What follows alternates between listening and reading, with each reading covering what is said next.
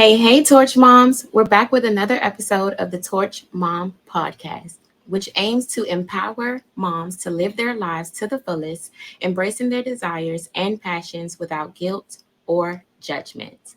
Through open and honest conversations, we hope to create a space that encourages self exploration, self expression, and self acceptance for all mothers. Backstage, we have Ty, a torch mom, taking on risk and crushing hate daily.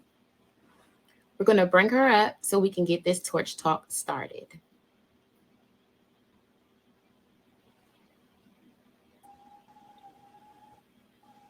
Hey, hey, Hey, how are you?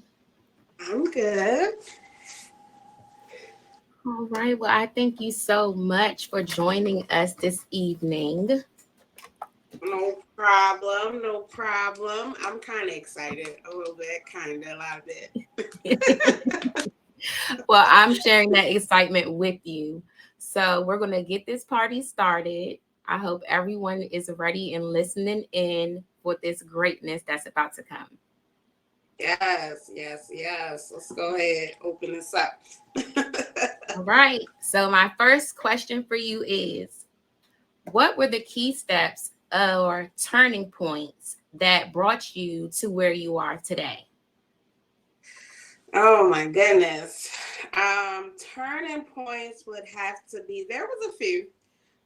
Most of them were in relationships, but becoming a mom was definitely one. That was probably the first one in my adulthood, anyway. As a child, I was adopted by my aunt. So that was kind of like my grandmother. She was my great aunt, so it's kind of like my grandmother, and then her daughter was like my mom and all of that. So as a child, like I went through life kind of like, oh, I'm gonna do what everybody thought I couldn't, but when you get out there in the real world, it's nothing like they tell you as a child. As a child, you're like, I can't wait. I'm gonna get out here and do all of this. I got pregnant in college, and it was always a dream. I wanted to go to school, have a baby, get married, and live happily ever after. In that order, like that's how. So I did all of that. I got married right out of high school. Um, and then I got divorced 2 weeks after that. So 2 weeks. yeah, that was one of those things where you don't listen. My whole family was like, "This is not okay." Like, but my grandmother was so supportive, so she was just like, "This is what this girl wants to do, so we're gonna do it." She planned the whole wedding, and I got married in my pastor's study, had a reception at my grandmother's house, and we had a whole dress and everything, and it was a big to do. And 2 weeks later, I was like, I must have lost my mind. I'm so And I got scared. Yeah, so I think I was pregnant at that time. Um, but I separated from him. He would made it very clear that if we weren't going to be married, he didn't want a baby with me. So I wound up getting an abortion and reconnected with my high school sweetheart and got pregnant 6 weeks later. I thought it was a mistake.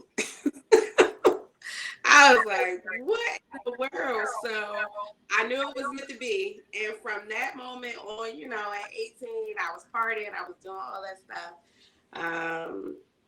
But I had always wanted to be a mom, so I took it seriously. And yeah, I was rocking ever since. Later on, I think it was just different relationships that kind of made me that were turning points. I always say this, like I feel like I upgraded men every time I entered a new relationship because I knew what I was looking for. okay. So by the time this relationship that I just got out of came along, I was kind of already firm. I had been through so many things that I knew what I was looking for. So yeah, but my daughter came 6 years after my son. But I will say he was the first. He was the first thing that was like, all right, now, we got to figure this out because it's a whole little human. And he's been doing that ever since for the last 16 years. I promise you. Every time I turn around, that boy gives me heart palpitations. Oh, wow. I can understand the feeling. I'm telling you. Yeah, boys are no joke. They are definitely the ones where you're like rethinking everything. My daughter is so easy. My son is the one that really makes me try to be better, like to give him more and more, like to make sure he's good because that boy stresses me out. But he's almost like a reflection of me when I was growing up. So I kind of, I not sympathize. I mean, he's a mama's boy because it was always me and him. But I understand him because he is me. Yeah. Well, I have a girl, so I don't know about the boy side, but my daughter is definitely something to deal with. And you got to make sure you keep it going on so she can keep on thriving. Yeah, and my daughter is 10, and she is, like I said, she's the easy one. And I mean, she's 10, but so everybody's like, wait, just wait. And I'm like, I don't know. I mean, unless she takes a drastic change, I feel like she's going to be, the one. My son, he's in military school now, and he's doing a lot better. But growing up, it was like consistent. Like he always, they say boys just jump off the porch head first. They crack every bone. They, Oh they my rough around the goodness. edges. And he was rough around the edges. If he doesn't like sports, but if he did, I'm pretty sure I'd be having heart attacks every 3 seconds. So, how do you balance being a devoted mother of two, a full-time life coach, and a property manager?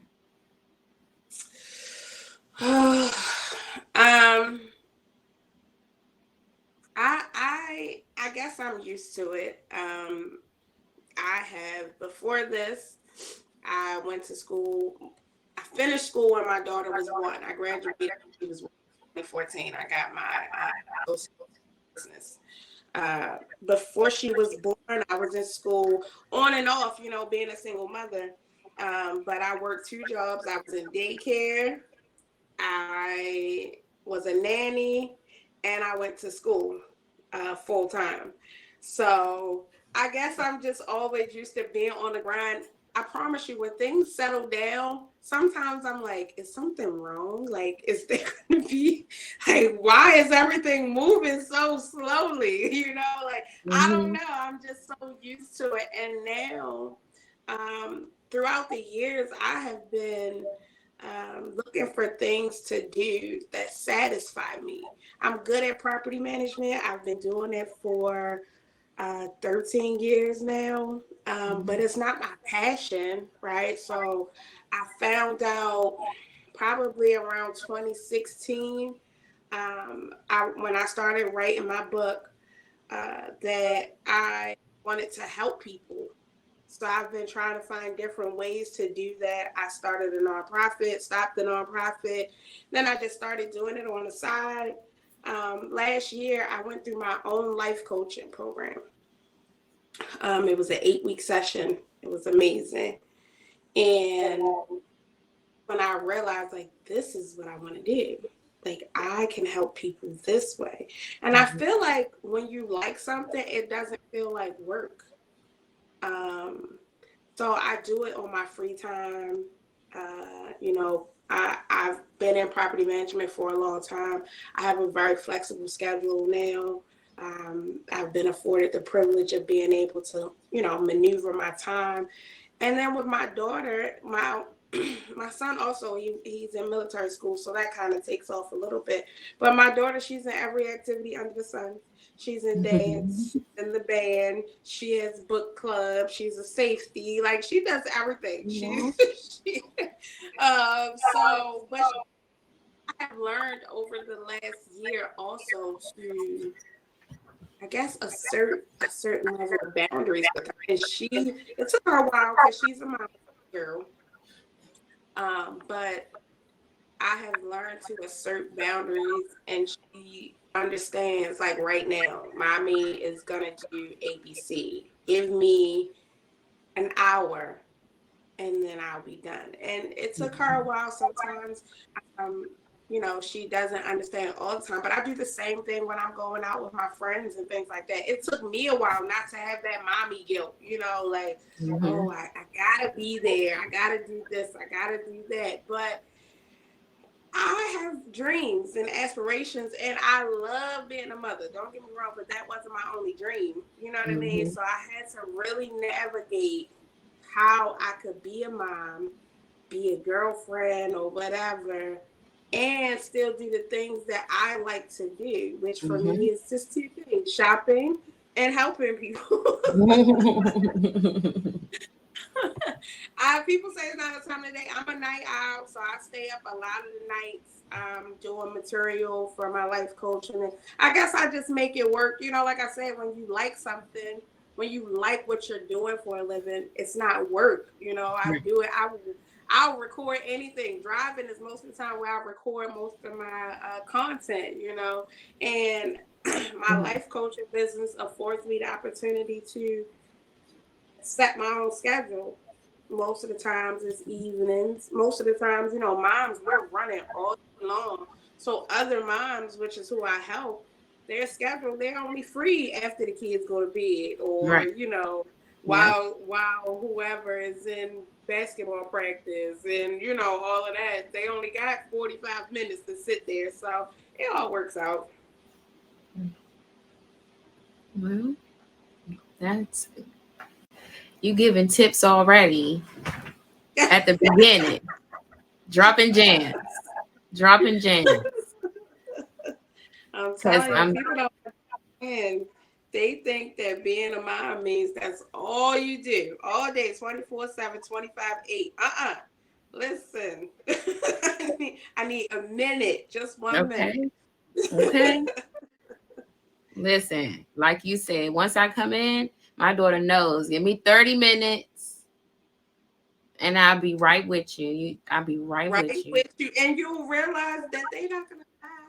They'll be Mm-hmm. okay. They will be right Mm-hmm. there where you left them at 30 minutes later and Mm-hmm. still love you and Yep. still want to show you whatever they wanted to show you when they got out of school. Yep. Like it works. When she was younger, she was a little bit more clingy to me. But so I felt bad because she's more emotional. My son, he takes risks like me, but my daughter, she's the emotional one. Okay. She's real lovey-dovey. She likes to cling to you. She want to hug every 3 minutes. Um,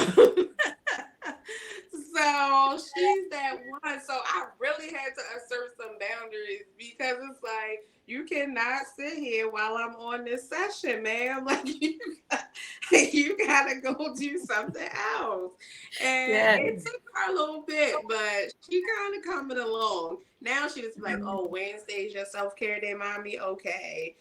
God forbid I take a vacation, but that's another topic.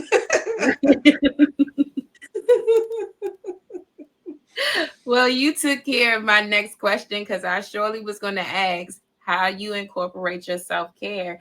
And you are doing it. And I love it because, like you said, some moms think that that's all that we have to do is be a mom. No, we Yeah. have to take care of ourselves so we can continue being the best mom that we can be. Yeah. And I tell people all the time that self-care, number one, self-care looks however you want it to look. Um, when I first got out of my last relationship, I was going out all the time. I was partying, like I was trying to fill a void really, but for me it was my self-care because I had been a girlfriend, uh, doing wifey duties, right? Mm-hmm. And a mom for 7 years. That's all I knew. Before that, I was married for 8 years to my second husband. So, to my daughter's dad. So that's all I knew. Mm-hmm. And so a lot of people judge me like, oh, you go out all the time. You got 2 kids, da da da da. And I'm just like, number one, the kids are asleep. Okay, it's nighttime. It's not like I left them stranded with no food. They are fine. Like get a Mhm. babysitter if you can't. I was grateful by the time I started going through that phase. My kids were like old enough to stay home, and my son could watch my daughter and things like that. So I Right. was grateful Right. in that aspect. But even still, they still required a lot of time. But when my son went off to military school, or even before that, I just made a schedule. I tried to be as consistent as possible. Now, not so much now that my daughter is kind of used to it. She's used to mommy having self care days. But when we first started, I had to like tell her Wednesday is my day. I'm going out. And she's like, "Can I go?" No, it's an adult party. I still have to tell her that. Like, but it was hard for her to let me go. And she had, her father is in her life. He would come get her, and she still want to know, where is mommy going? Outside. Oh Like, my goodness. but that's my self care. Some people feel like self care is just having a glass of wine, taking a bath, all of that. And for me, that is. I also try to. I also feel like the small things, like getting your nails done, getting your hair done. When I first separated from my second husband, um, a big thing for me that I've stuck to since 2016 has been to always get my nails and my feet done every 2 weeks, like clockwork. I haven't Mhm. deviated. Maybe a little, if things happen, throughout the week, you gotta go a little bit longer, but I don't Yeah. deviate. I make sure that I get my hair done, and I get my nails and my toes done. It's Mhm. like literally incorporated into my budget, and that's how I started. At that time, my daughter was 2, so I couldn't go out all the time and stuff like that. But that's how I started building my own confidence and taking me time at that point. It's an hour to go get your nails and toes done. Like, go do it. Like I Mhm. had to start Mhm. incorporating little stuff just so I could Yep. feel good about myself. Because if you're just sitting home, not doing everything for the kids, they look good, it makes you feel proud. But then when you look in the mirror, what are you looking at? You know what I mean? Like, Right. I'm not gonna be looking at a raggedy head every day. You're not doing that. I'm not You're not doing doing that. that. I'm just not. I'm telling you, even right Mhm. now, I don't have my nails done, and I feel weird. Like, what happened? But I'm going to Jamaica next week, and so I had to Okay. split my little schedule up. But I do not deviate from certain things, and people will look like, how do you do, like, what how do you do that? Where do you find the time? I make it. Yeah. Shucks, I make Yeah. it. Make the time. Cherish your time. Make what you want to be a priority. That's it. And Yeah. they say people do what they, or what is the saying? I forgot the saying. However, when you really want to do something, you make time for it. Or they say that about relationships. You make time for what you want to make Mhm. time for. My Yeah. relationship with myself is important. Very. Very. Yep. Number, I don't know whatever number you're gonna make it, but you better make it important. Make it intentional for Intentional. self-care. Yep. Yep. And it Okay, doesn't so have how to. do you go ahead, sorry. No, I was saying it doesn't have to be a lot forever. It can be little things. You know what I mean? Like, Mhm. people think they have to do all of this extravagant stuff. If you had to go take a bath, like the kids is in there tearing up the house, okay, go in there, let them have fun, tear that room up, stay in your room, and go take a bath for 45 minutes and just sit there. Mhm. Mhm. Yeah. Make it happen. Make it happen. How do you define living life rather than just existing? You must have been on my page.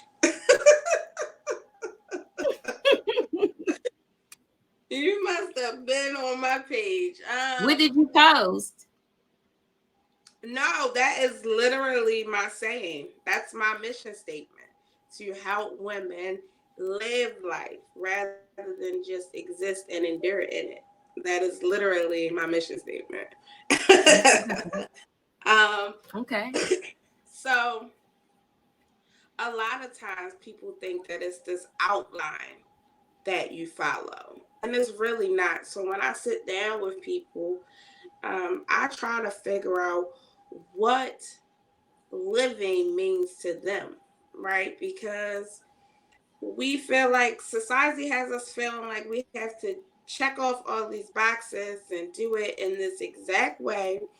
And in all actuality, half the time we don't really want to do that stuff. Like for me, I went to school on and off from the time my son was, I think, 3. I went back to school when he was 3, and I graduated when my daughter was 1, which means my son was 7. So I did 4 or 5 years just to get my associate's degree. I ain't used that thing. It's up there somewhere. But I haven't used it, and I didn't want it. And I tried so hard to go back to school and get my bachelor's. I really did. Every time I wanted to go back, by that point, I knew I didn't need it. It was just one of those things where people were doing it. It's a good thing to go back to school and get education. I was the first um, one of my mother's kids to graduate college. So it's like you try to hit all these goals, but if that's not what living is for you, then you're just merely existing in somebody else's world. So when I sit down with people, I really try to figure out, Mhm. and one of the very first questions I ask them is, if you had no limits, if there was nothing stopping you, no money, no kids, no nothing, what is it that you would do? And that's a hard question for a lot of people because they're so used to having those limitations that they don't even think what they know is possible. So sometimes it gets hard for them to Mhm. answer that question, but we sit there Mhm. and we think about it, because for me, I realized I'm a social butterfly. You know, I need to be out in the world, vibing with people, meeting people, going out just listening to music, going to go try new foods. That is my thing, and a lot of people, and I love to travel. Um, and I had to figure that out. I figured out a lot of what it meant for me to live after I ended my last relationship, and Mhm. I had to focus on, what does Ty want to do? How does Ty want to move? If she didn't have to help nobody else, if she didn't have to help the kids, if she didn't help her boyfriend get back on his feet, any of that, what is it that you want to do?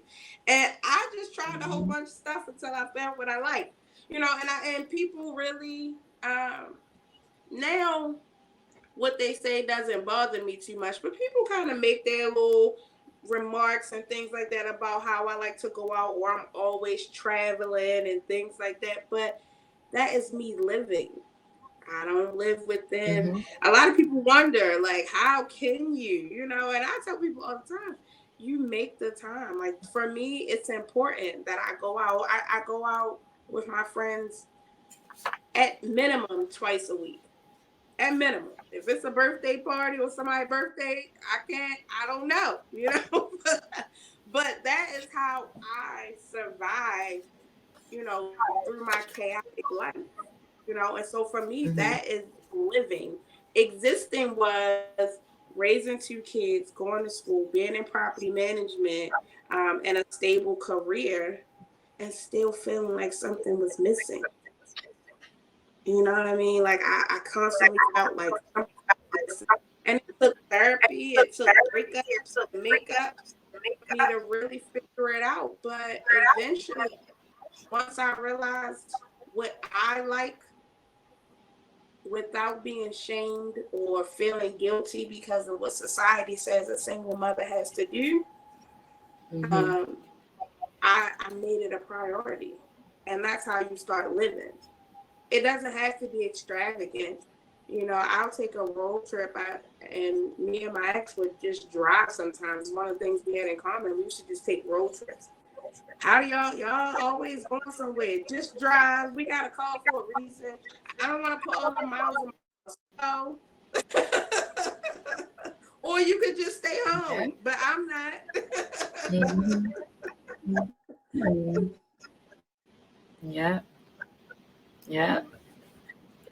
Shoot, sometimes I just want to get out. So if it's a little ride, listen, we got a nice little back road. Take that ride, take it all the way down, turn back around, And get you that's some air, have it. the windows down. You come back, you Oh feeling my good. goodness. And sometimes my self-care is just sitting on the patio, putting my feet in the grass, you know. But I think the Mm-hmm. real Mm-hmm. definition of living is really having the luxury and being able to afford doing what you want to do. A Mm-hmm. lot of people feel like it's not within their means. And it's only because, like I said, society has this checklist to where at 30, you have to be wanting to do this. By 40, you need to have this. I still don't want to buy a house. Okay. Tia, I promise you, the only time I want to buy a house is if I have a husband to take care of the maintenance and stuff. And I will not let anybody talk me into buying one. Like that's just something. I don't like maintenance. I don't want to fix it. I don't want to call nobody. I don't know who to call. So besides the leasing office. Okay. Okay. So What's working I for would you is what's working for you. But it's certain things like that. And some people make you feel bad, like, oh, you're not a homeowner, but you go into Paris. And I'm like, yeah, well, Paris was my dream, not homeowning. So Yeah. that's So what it what? is.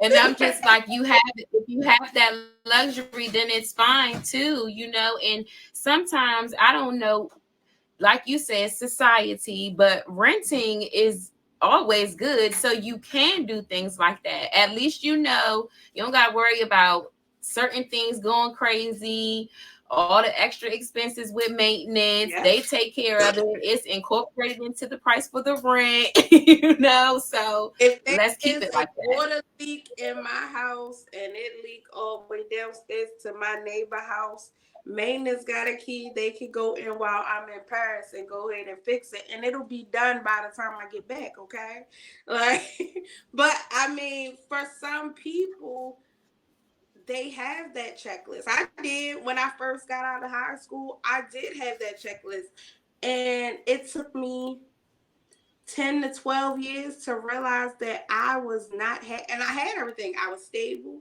I was married. I had a boy and a girl. I lived in a nice big house and I was miserable. Oh my goodness. So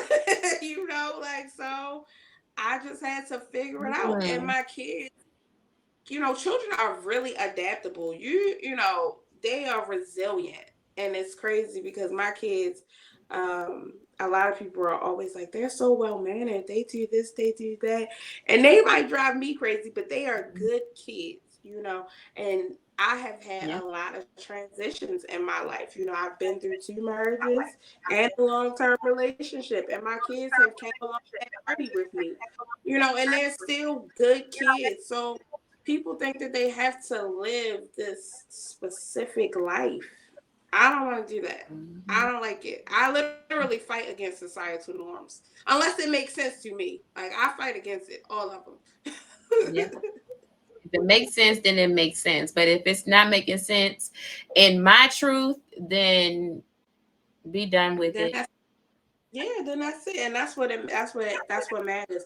If you're as long as you're standing in your truth, and like I said, when I ask my clients, it takes them a long time to figure out what do you mean? Like some of them be like, what do you mean? Like I wouldn't have the money to do, but if you did, but I would never Hmm. have it. But if you did, what would you do? If the kids Yeah. wasn't an issue, you had a nanny to do whatever you needed to make sure you could do this one thing. What is it? And people just have this limiting belief because, especially as moms, we're just taught that that's all we can do. Once we have a baby, we have to focus on being a mom, or the child is going to turn out to be a horrible person and hate us for Yeah. life. And it's Yeah. sad, but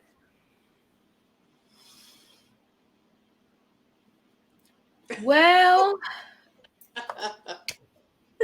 it's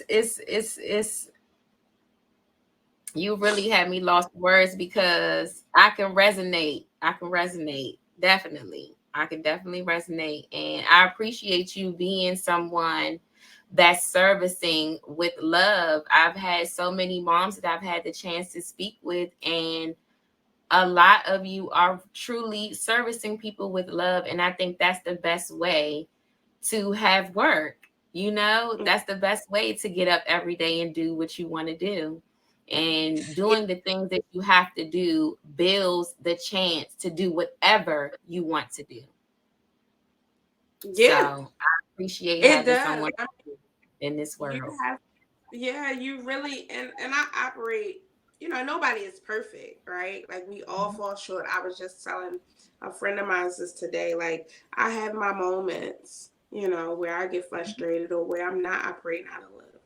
But I always bring myself back, because when you are a mom, especially a Black mom, you go through certain adversities that Mhm. should teach you compassion. So when I'm looking at other moms, there would be times where I used to be judgmental, but now it's like, I sympathize, sis. Yeah. Like, people who even say, like, I don't want to be a mom. I have moms that come to me and say, I really didn't want to be a mom. And it's like, they needed a judgment-free zone, because they're doing it. It doesn't make them a bad Yeah. person, but Right.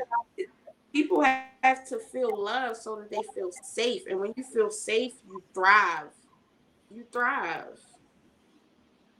Yep.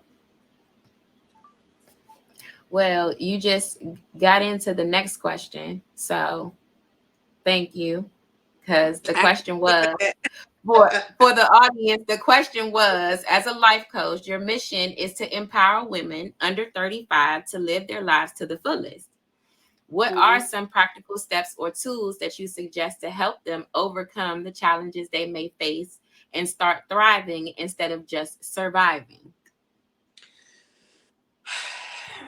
The first step, and it sounds easy, but it's really, really not. The first step is really assessing where you are from a non-judgmental place. Um, when I sit down with moms, we typically go over what they want. And most of the times, you don't know what you want, you just know what you don't. So we start Mm-hmm. there. Mm-hmm. What don't Mm-hmm. you want in your life? And then we use that as an opposite, to figure out what it is that you actually want. And then we look at, realistically, no judgment for what happened to get you here, or what you had to endure. We're not even going to go into details. We just look at, where are you now? Realistically, not, and a lot of moms try to bite back, especially when it comes to the mental piece, because we all try to be strong, independent. We try to look like we got it all together. Mm-hmm. So that's a big part of it. And then after that, that question, I always leave moms with, and it's homework most of the time after the first session, to figure out if they had no limits on whatever it is that they wanted to do in the world, no matter how extravagant, no matter how big, what is it that they would do? And most of the time, it takes, I do sessions once a week. Most moms need that whole week. And then we go into the second session, and I still got to talk them through, what is it? Tell me. It's not gonna sound crazy, like just say what Right. it is. And once we get that out the way, you can start setting a goal. Um, and after we set goals, and all of this, people think that, when you give out steps, it's just supposed to happen. Each session is going to be the next step and the next step. And it's not like that all the time. You're going to have to maybe take 1 or 2 sessions to figure out what it is that you want to do, or to set a goal and to make a plan. Goal setting is not just list the goals out and then do it. Goal setting, I break it down to literally week by week what you want to accomplish. We go 6 months to a 90-day plan, a 30-day plan, and we break that down into 4 weeks. And every week we assess where you are, and that's why the plan that I offer is at least 6 months, because I offer people grace, which is what the next step is. You have to offer yourself grace and compassion, because I tell people all the time to undo all the years, however old you are. I live to 35, so we at 35.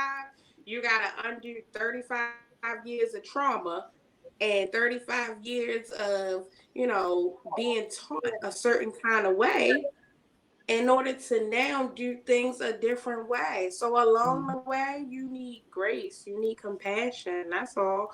And with those 3 things, figuring out what you really want and where you are, making a plan, and having grace, the rest is a breeze. I promise you. Those 3 is the hardest thing you'll ever have to do. And they will take you a long time to do it. But once you get them, it's a breeze. Okay. So, what does Torch Mom mean to you? Blazing a trail. Blazing a trail. I'm telling you, lighting the torch. I really think lighting the torch for other people is the definition. Not your definition, but I'm just saying. When I think of torch mom, I really think of lighting the way for other people, passing it on, and that is the biggest thing. I was literally just talking to one of my friends today about a breakup that she was going through, and I was telling her my process and how I went through my shadow work and all of that. And at the end of it, I said, it's crazy because helping you, or just women in general, telling them my story and what I've been through, it really helps me at the end of the day, knowing, being able to come to some type of perspective while I'm talking, but also knowing that the next mom, especially, somebody that's close to me, doesn't have to go through that. That is how you know when you pass the torch on. Just gems, dropping them left and right. I drop all of them because they free. We all gonna get to the same place. Yeah. It's all on the mindset. It's all on the That's mindset. it. And it's free game. Why? I obviously, your time, what you're worth, and I charge what I'm worth, but I also charge realistically. Women with children, and who are struggling, don't reach out for help, for one, because they feel like people will take advantage, or they feel like they can't afford it, or they feel like people are going to judge. So I make sure to have a space where none of that happens. So then I light the torch for you, then you go light the torch for somebody else, and then we all finish at the finish line. Because, baby, the journey, Yeah. the race ain't easy. Okay. Definitely it ain't. Definitely it ain't. Okay, so how do you incorporate your personal experiences into your coaching practice to help other women on their own journeys? I try to be as much book as possible. my last relationship is very on and off. So I try not to use that relationship because I'm still growing and learning through it. Mm-hmm. But I do. I use my relationship experience. I use the experiences with my kids. I use my childhood experience, and I'm really authentic. And I recently did a presentation moving through PTSD. And I was very open about my childhood traumas and things that happened. Um, and at the end, everybody, they have questions, they get feedback, whatever. And so many people were saying how they were so grateful to hear my story because then it made them feel like, okay, she'll understand because she's been through this or whatever the case may be. So that's the purpose of it. I make myself very vulnerable. I wrote a book back in 2016 about my childhood.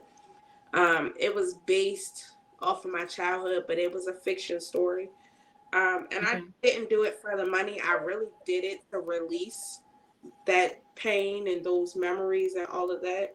And through that, um, it was pretty local, like friends, family, a couple outside people brought it for the most part. But through that experience, a lot of people realized, like, oh, I could talk to Ty. Like, she really is, like Yeah. she understand, like she down to earth. Like, yeah, I get this bad rap. Light skinned girls get a bad rap, man. They really swear we bougie and can't do and don't talk to nobody and all of that. And it might be true. I don't know. But I am an open book and I make sure I stay that way because what I learned was people that are trying so hard to pretend like they got it all together are the most miserable. They're Yep. the most miserable. I'm not gonna pretend to have it all together. I'm falling apart today. Tomorrow might be better. Like tomorrow, you might see me out eating and drinking and smoking hookah. And today, I'm online talking about how I'm going through a depressive state. It all works. This Yeah. is my life, and I don't Authentic. pretend to be nobody else. I don't pretend to have it all figured out. I tell people all the time, my last relationship, I have gone through a big transformation because I feel like he's my twin flame. Like that's something I really believe in. And so I have gone through a major transformation in that relationship. But I'd be lying if I said that it was, I was perfect or I did everything by the book or my kids didn't see Mm-hmm. some things that they wasn't supposed to see or, like things have happened. And so I try, like I said, I don't really dive into it a lot because it was ongoing. But I do give people gems about it. I'll never hide it and pretend like it's just all sprinkles and rainbows. Like, no. Yeah. No, it's not. And I feel like that's the Mm-hmm. best way to get people to open up to you. Yep. Your authentic self.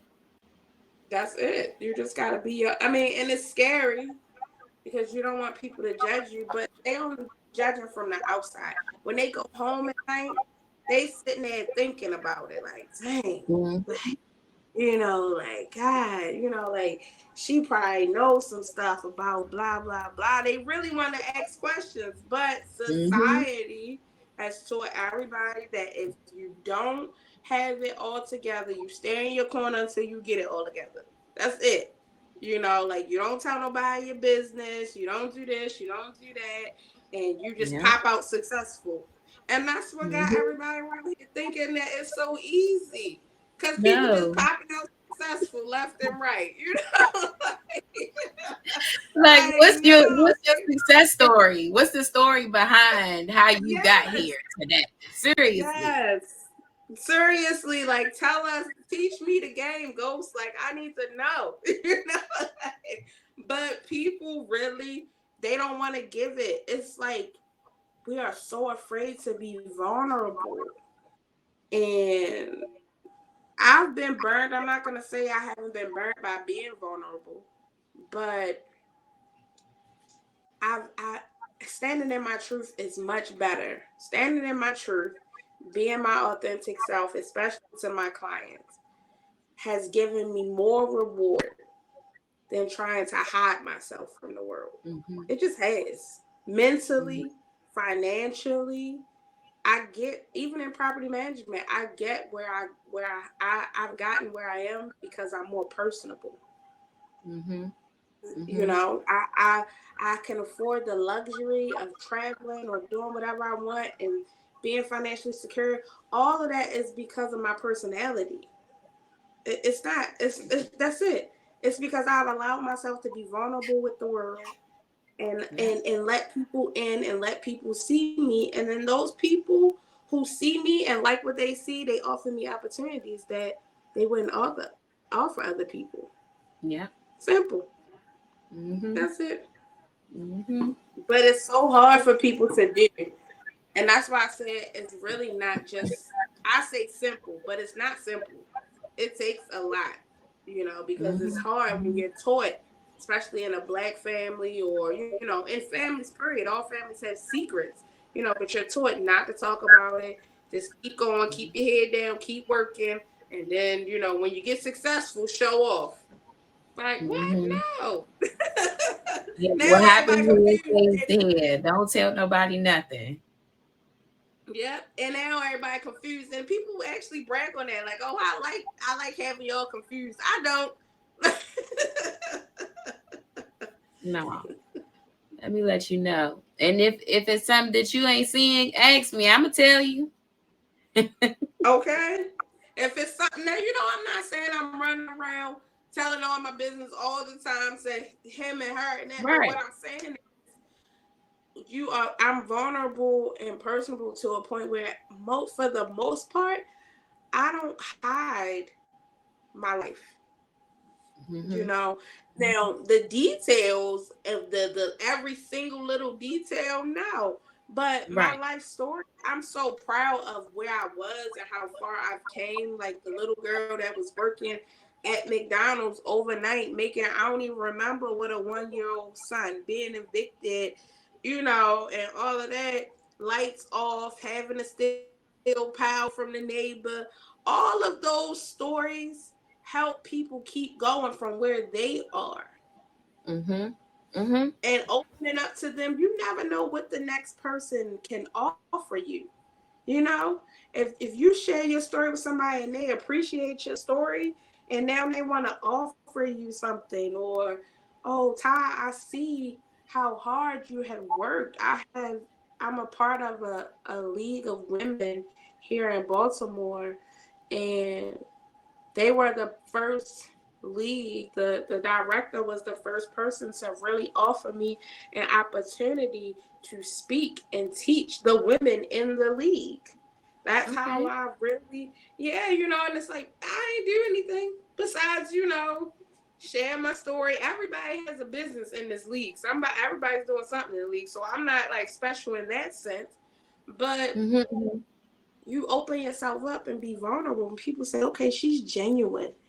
Yeah. She could really teach something. Mm-hmm. And then the Mm-hmm. rest is history. God be blessing me on top of blessings all the time. Yeah. Yeah. That's how it works. That's how it works. And if you believe it, it's gonna happen. So And that's like it. that's the thing. You have to really believe it. And I'm not saying you don't get scared, because I get scared. You know, I have negative thoughts. Sometimes I don't really know how stuff can work out. I just keep going, and we'll Mm-hmm. see. I just have an intention, and I'm gonna keep pushing towards it, and Yeah. we're gonna see how this thing play out.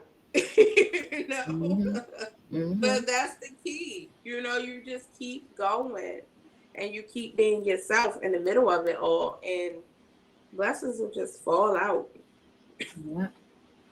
And like you said earlier, changing that state around, changing, you can feel negative, have however it's coming to you, and then get rid of it some way, somehow, so you can keep on moving on. Yeah, yeah. You know, Or don't jump in. even if people, because some days I have to move with the thoughts. Some days I be feeling like I'm having a bad day. These negative thoughts is just circling, or I'm feeling Mm-hmm. down, Mm-hmm. and I'm just moving with them. Not knowing, but then that's when the self-care comes in. Mm-hmm. And that's a big part of it. When you can find a release, Yeah. people are so busy trying to act like they don't have the thoughts or the thoughts not there. Mm-hmm. But really, you just need to embrace them and then find yourself a release, you know?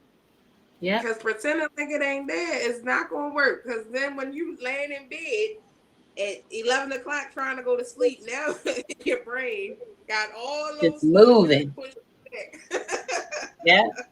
Just Now you look moving. up at 4 a.m. Yeah.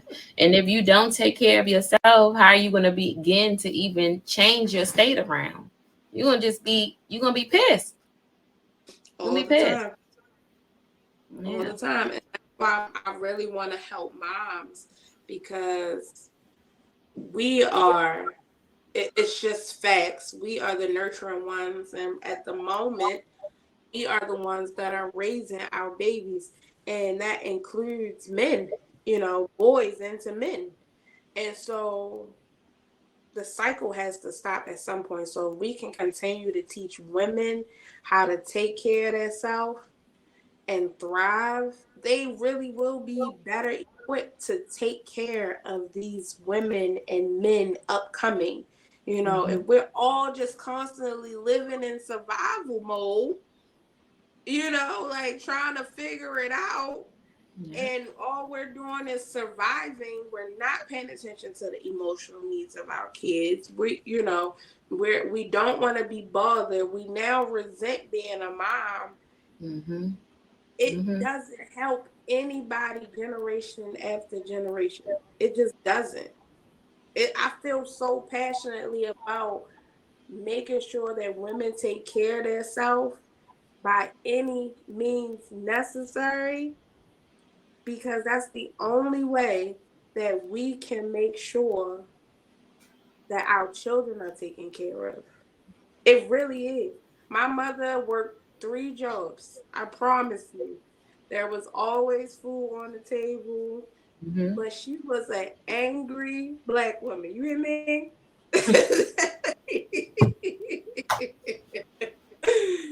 That lady was angry, and growing up, I didn't feel liked, let alone loved, you know. We Mm-hmm. went through this whole routine. She said, "I love you" when we went to bed at night. That's, you go in, you give your mom a kiss and a hug, you say goodnight. Right. Outside of that, she didn't have the time, but it's because she was just in survival mode. When I Mm-hmm. went to go live with my aunt, she was a retired nurse. She just was home all the time. And the crazy thing is, her last name is Foster, so I used to call her house the foster care house. But for real, like when I went to stay with her, I was 13, going on 14, I think. By that time, me and my mother, I was angry, she was angry. It didn't work, Mm-hmm. So when I went to stay with my grandmother, well, I call her my grandmother, she was so different. She was loving and nurturing, and she talked to me. We used to have Mm-hmm. just regular talks. It was such a difference being around someone that was just surviving versus someone that was actually living and thriving. My grandmother, we lived in a bad neighborhood, but she owned her own house. It was a homeowners block in the middle of the ghetto, you know, and she was content and happy with life. And Mm-hmm. for a long time, when I got older, I just kept trying to provide my kids with that. That's all I wanted to do. But I wound up realizing that I was just repeating the pattern of my mom trying to survive, trying to figure it out, that I wasn't really paying attention. And it wasn't until I shifted to what Ty want. What does Ty want? that I was, now me and my daughter have a great relationship. We've always had that relationship, but I feel like I can better take care of her because I make Mm-hmm. time for myself. I don't resent her being around. You know what I mean? I'm not like, oh, please get away from me. Like, I don't have time today. I fed you. I gave you a bath. Now go ahead in the room and lay down. Like, no, I can Mm-hmm. actually sit with her and have conversations, or let's cook together and then I'm going to go out, or, anything like that, So Mm-hmm. I'm a pretty big advocate of making sure that you take care of yourself. Like, women have to really do that by any means necessary. And being a mom doesn't negate the fact that you need to take care of yourself. Period. Yeah, That's it. It's a complete sentence for me. that's it. So tell us a little bit more about your book. Child, that book. The title, every give us some juice. Give the listeners some juice. The book. The book is called Inside Out. It literally, the thought behind it was it literally turned my childhood inside out for everybody else to see. Everything that I had kept in the Black community, you aren't allowed to talk about the things that happen in your household. You're meant to, like I said, just work through it and keep going. I started writing the book when I was 18, and like I said, it was just to release. It really wasn't supposed to be a book. I like to write in general. It's a release for me. And before I looked up, it was an idea, and I just kept going with it. And when I Mhm. separated from my ex-husband in 2016, um, I was going through so much. I put all of my focus into finishing the book, and I finished it in 6 months. So my dad, when I was younger, he molested my sister. He went to jail for 25 years. And it basically tells a story from the child's perspective. Okay. Um, and it's fiction, but it has some true basis to it. I tried to make it as fiction as possible so that family wasn't affected. Of course, everybody's still kind of touchy because at the end of the day, it happened, and I'm very open Mhm. about what happened. But I Mhm. also don't try to tell anybody else's story. I don't try to tell my sister's story. I don't try to tell my mom's story. I tell the story in the book from the perspective of the 5-year-old child who family fell apart, and she didn't know what was going on. Um, and just how I grew up after that. Um, my childhood was really bumpy, but especially after that, it just got really, I don't know the word, but it got really dark, and in real life, in the book, it touches on different type of topics. Some of them are real, and then some of them are a little bit more exaggerated, but it basically just touches on topics about how women who grow up with that sexual perversion or distortion in their mind from not talking about what they saw or what happened. I had to grow up and form my own thinking around sex and love and what a man is supposed to be to a woman. And I Mhm. went through a lot of different avenues to get there. And just, um, I give my mother grace now because that couldn't have been easy as a mom, already struggling as a single mom to then find out that something like that is happening right under your nose to somebody that you trusted. And so our household was just broken. Mhm. Nobody could talk about it. Nobody wanted to talk about it. But the 5-year-old little girl who had to grow up and figure everything out on her own. And, everybody feels like children are resilient, children do this. And we are, as children, we do bounce back, but we also formulate our own thinking, especially if Mhm. nobody is feeding us anything. So I wrote the book, I published it in 2016. Um, I republished it in 2018. Eventually, I'll probably republish it again. I'm not the book for me. Like I said, it wasn't a means to an income. It was a means to help. Originally in 2016, it was just a dream to release everything that I had been holding on to. When I released it in 2018, I had started a nonprofit called the Open Book Project. And that was basically when I started helping young women. And so I released the book again to tell my story so that young women would feel comfortable with coming to the circle and talking about these things. But since then, I have found different avenues to help women, and I've been able to tell my story on different platforms without the book.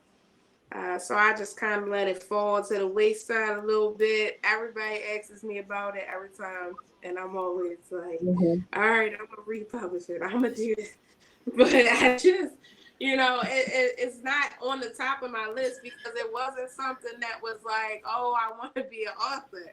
It was more so like, here's a guide to what happens when you don't talk in a Black family. That's all it was.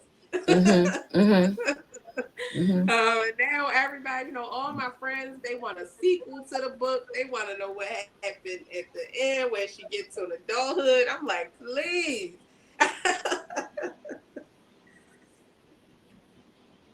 Wow. So you definitely got to bring that back, I know. I'm republish gonna run that it because back. people want it. They do, and the Yes. more I start in my platform, and the more I life coach, everybody's always like, "Girl, you can write a book," and I'm like, "Well, I did," and they like, "What? You wrote a book?" And I'm like, "Kinda." Trying to say it And all shy everybody and be like, stuff. yeah, and I'd be like, I kinda wrote it, and they'd be like, "Where's the book? Where can I buy it?" I'm like, "It's no more copies." They like, "What?" I mean, it's like it'd be a whole to do. And it was to the point where for like in 2018 when I republished it, I wound up buying, when you self-publish, you can buy your own copies. So I had bought like 100 Right. copies to like sell. Okay. And I had stopped selling them. I had a box in my closet. And it got to the point where I had to like go find the box of books because people were really like, I need this Really? book. Like I need to know everything. I sold them books in a couple weeks. I don't even know. And I just never went and got more because I was like, this is not the avenue. But every time I turn around, somebody's That like, you where's want the book? influence. Mhm. So I guess that's the avenue. But I didn't. When God told me that it's time that that's the avenue, I wasn't intending to make money off of it. And so I think, and Right. it also, I think the thing that jaded me was when I first published it, my family was in shock. Um, I told them I was writing a book, but I didn't tell them how detailed the book was and how graphic it was. And so it triggered, especially my mom and my sister, it triggered them. Um, and I received a lot of blowback in the family. Everybody was kind of torn on why, some people felt like, okay, this is Ty's story, or, this is how she released. Other people was like, hey, you don't tell a family business. And no matter how much you say, it's fiction, everybody is like, yeah, but we know. And Mm-hmm. so I think I was kind of like, on the fence. And by 2018, I had repaired those relationships, but I was still kind of like, I don't want to make money off of our story. But a Mm-hmm. good friend of mine, and actually my ex as well, he was always really supportive of anything I wanted to do. And he basically was like, but this is your story. Like you weren't telling anybody else's story. You're telling your story. Like you were a part of that story. And so it made me more comfortable with telling it. But all of that selling and marketing and child, It wasn't your focus. It wasn't your it wasn't. focus. It just wasn't my focus. And I'm gonna tell you how I did the book,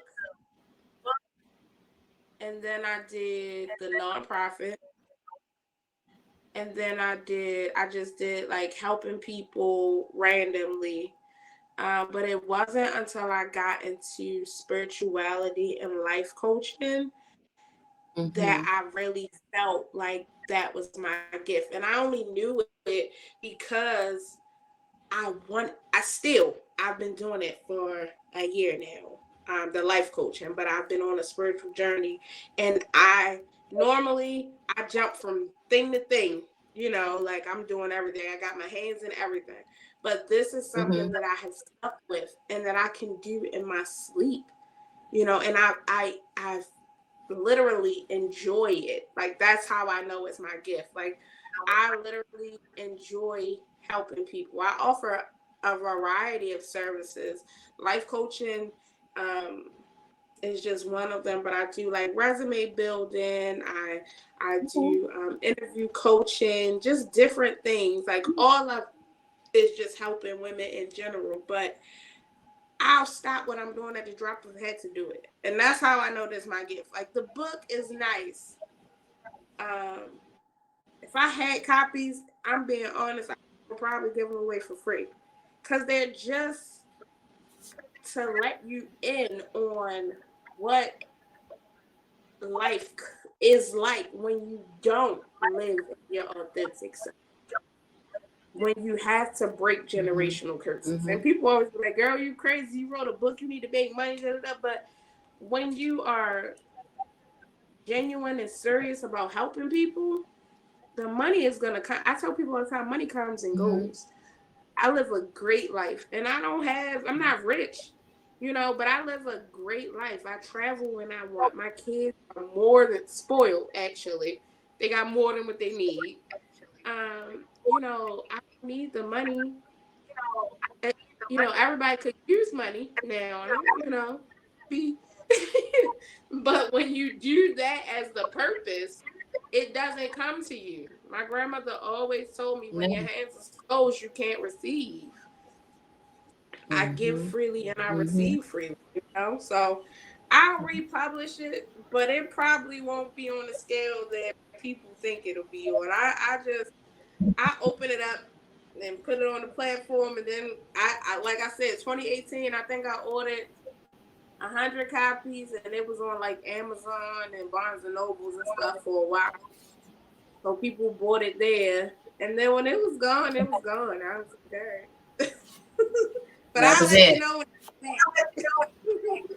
Please do. Please do so I can get my copy. I I will. appreciate you so much.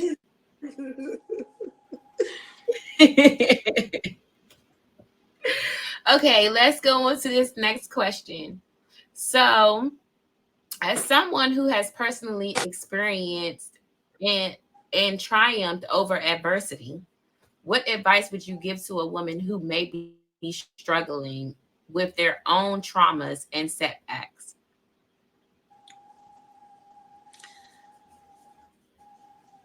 Give yourself compassion. You know, Okay. people always say, "Oh, keep going. Don't give up. Don't quit." Those are the things you say. You're strong. You can do this. There are days when you're gonna feel like you don't want to do it, and there are gonna be days when you probably can't do it, and that's okay. I really Mhm. tell people to just give yourself compassion for where you are in the process. You don't have to be strong. You don't have to accomplish it all today or tomorrow. Healing is consistent, but it's also continuous. It's not a one and done type of thing. Mhm.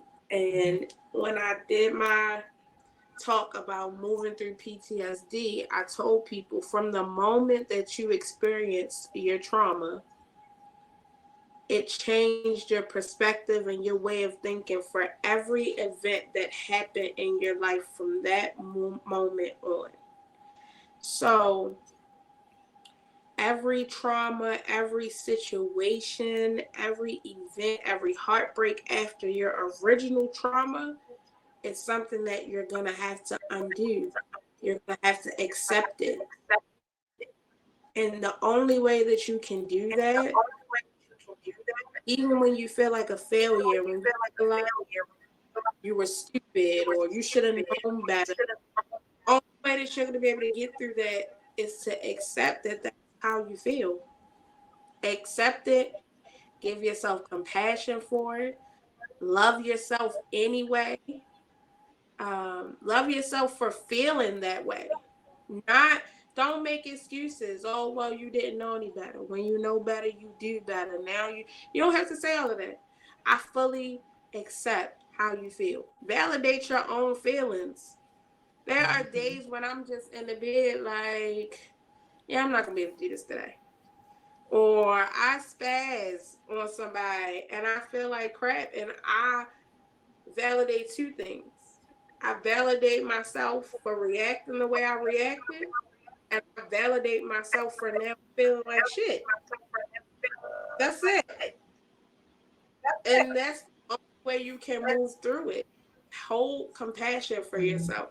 If you don't start there and you just keep trying to say, oh, I got this, or people mean well when they say it. I'm not saying that, people don't mean well. They definitely mean well when they say, oh, you're strong, you got this, you can keep going, get back up again.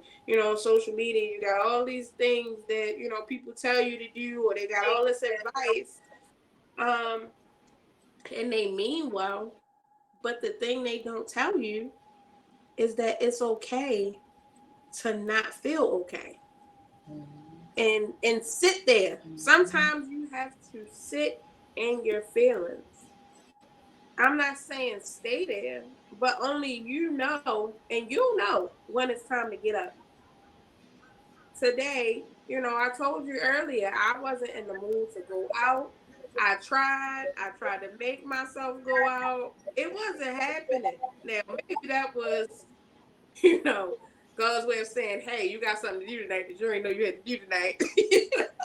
But I honored my feelings. I didn't feel bad by saying, oh, let me get up.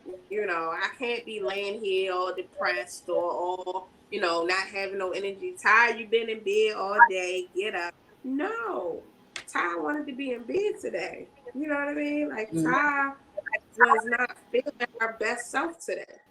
And I stayed in bed. And a lot of people feel like they gotta push all the time, and that's good. You'll know when it's time to do that, but you'll also know, and your body will know and shut down on you when you need to stay put. And if you're not feeling those feelings and then validating them and saying it's okay that you feel like crap today. Like, I feel like crap today, and somebody, oh well, let's go out and have a drink so you can feel better. I don't want to feel better right now. I don't want to. I want to feel like I feel. Maybe tomorrow, after I get a good night's sleep and a good shower, I'm gonna be ready to tackle the world. But today, I want to feel like crap, because if you don't sit with that and you keep repressing it, it's gonna show up in other areas.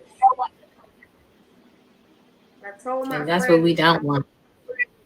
yeah, because then you don't know. See, once you repress those feelings and it show up in other areas, now you don't know what's happening. You don't know where this anger coming from, and you can't associate the anger in your mind. I mean, you could with a lot of shadow work, but instantaneously, I can't associate the anger from today with the trauma from 13 years ago. Like, my brain is not going to automatically say, oh, you lashed out today because you still hurt from something that happened 6 months ago.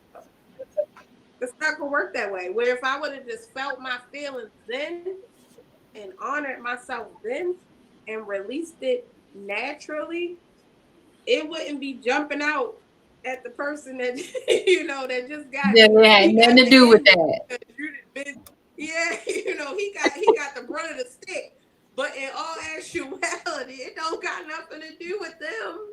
You still mad about something that happened at the grocery store 6 months ago.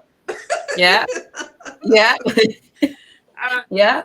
so that's the most important thing, I think, especially for women. We are nurturers by nature, but we don't really nurture ourselves. We nurture our kids, nurture our family. We're taught how to take care, especially emotionally. We want a provider financially, physically, all of that, but we are by nature nurturing creatures. But we don't nurture ourselves. And it's mind blowing to me when I think about it, because we are really taught how to take care of everybody else. And so you would think that naturally we would just take care of ourselves. But that is the last thing on our mind. And so when people are moving through trauma, it gets frustrating because, like I said, everybody on social media just popping out successful and healed and ready to go on with life. But don't nobody tell you that step one could take 6 months. Just learning how to accept yourself could take you a whole season. Learning how, for a long time after my life coaching session, I knew throughout my relationship that the issue was that I didn't feel safe. I didn't feel safe in my relationship. What I didn't know was, how can I feel safe? I didn't know the answer. Like, what needs to happen for you to feel safe? And I couldn't answer that. Meanwhile, I'm steady in a relationship, so you're steady going through things. And like I said, when you experience your first trauma, your perspective on everything else moving forward changes. So I'm building trauma on top of trauma. And I ain't even answered the first question in the first step yet. I'm still stuck. And you got to move through life. So we're learning to just move through life. Just keep going. You got to keep going. Nobody ever tells you, stop where you at, feel that pain, and just sit there with it for a minute. Don't nobody want to do that. But I'll be the first one to tell, and I always try to express that there's a difference between a therapist and a life coach. And sometimes I always advise having both. Because therapists can always talk to you about your past and how you got there. And a life coach is supposed to motivate you to move from where you are into the future. They hold two separate purposes. A therapist can help you to set goals, but a life coach is more like your cheerleader to help you get there. But sometimes,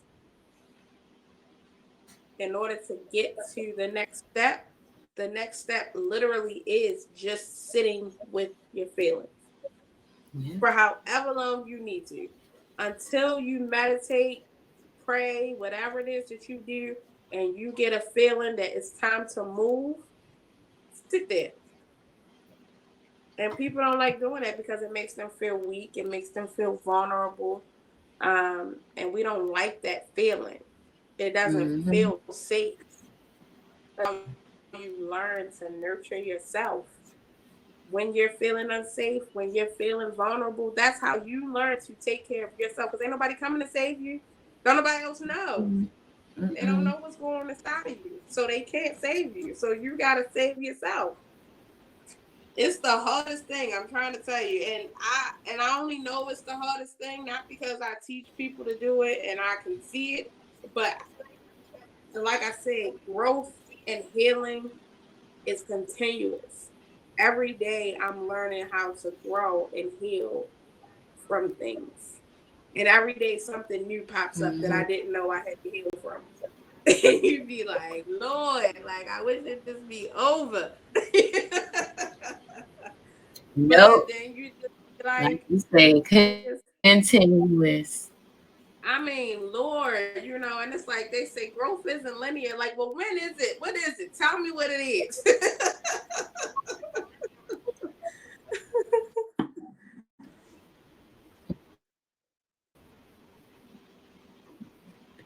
Not happening. It's not happening. You ain't finding out no time soon. No, you might as well. And that's what. And Not see, finding out no time soon. and my patient, my problem is, I'm not patient. I needed to be done right now. Like I feel like as the life coach, I got all the steps. And I'm like, all right, I know what to do. So let's get this done. And Right. God be like, Let's girl, get sit it. here for a What's minute. taking so long? Mhm. It's the acceptance. It's the acceptance. Man, It gets deep, yep, that's all. especially with oneself. Yeah. And like I said, All right. you don't know. Nobody knows what's inside of you, especially if you don't even know, right? Like even a therapist or a life coach, nobody can tell you what you're feeling, what's inside of you. So it's not until you sit with yourself and accept yourself that you can relate what it is that's going on. But that's the Mhm. hardest part though. Because at least I know for me, I'd be And like, all right, I'm sad. Now let's keep it moving. yeah, yeah. And sometimes you want that help, but you're not willing to share none of your experience to get that assistance that you truly need. So that's a big deal too. And not living so much in that subconscious mind frame, being more conscious and gaining that sense of clarity, will take you so much further. Yeah. So even while you are having that time with yourself, make sure that you are gaining some clarity, not just sitting with yourself being upset. And Gain victim. some clarity while you're going through that. I thank you so much. Yeah, I No thank you problem. so much. And don't be a victim. Be victorious. Period. And that's what I try to tell Yes. people. Like I really feel like you said, when you're sitting, I'm not saying sit there and just be depressed and mope and woe is me. No, you need to be figuring out Mm-hmm. what that feeling is and why. Because Mm-hmm. sitting there with it is good to acknowledge it, but if you don't know where it Mm-hmm. came from, how you gonna get rid of it? It's just gonna be stuck on you like a magnet. Like you can't figure out how to solve it because you can't figure out how to stop the attack because you don't even know where it's coming from. You're just getting Yeah. sucker punched at this point, like, and you can't even understand it. So Yeah. while you're down on the ground, you got to be looking up to see where it's coming from. And I think that's where people get stuck because it gets hard when you on the ground and you feel like everything is just coming. But if you Mm-hmm. just look up for a second, take that time. Don't keep trying to fight back, but take that time to look up. You're going to eventually see where it's coming from. Mm-hmm. And one by Mm-hmm. one, you can start knocking stuff out. You start knocking it Yeah. out, and then by the time you know it, you're getting back up. But we want the quick fix. At least I be know. Mm-hmm. I'm telling you that patience thing. Shall I? You working on it. I be like, man, especially in this last relationship and with my son in military school, it's so many things that God is teaching me patience in because I be like, I'm the life coach. Like, I know it. Like, and so I be wanting all the people around me, like this what we gotta do. Mm-hmm. And you Mm-hmm. think that you do it and it's just gonna work. And I'm a big believer in manifesting, but you don't get to choose when it manifests. Mm-hmm. You continuously believe that it's coming, but you don't get to choose when it comes. And so me, I'm like, well, give me a timeline. Like, what time is coming? Cause and God be like, girl, sit down. Damn, so weird. I'm telling telling you, like, I get spiritual readings and stuff done like that. And I promise you, I'm always like, what's the timeline? And I know my spiritual advisor be sick of me. One day she told me, she was like, listen, God doesn't want you to know the time. Like, she was just flat out. And I was like, what? Like, what you talking about? He don't want you to know the time because then he feel like you're going to be focused on the time instead of the healing. Exactly.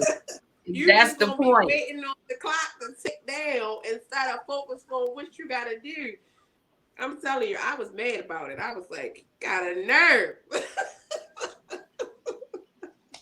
So I mean, it takes some patience, but that's my current dilemma right now, patience. So I'm working on it. So that's what I mean. Everybody has a journey, and as many things as I've overcome, I help with.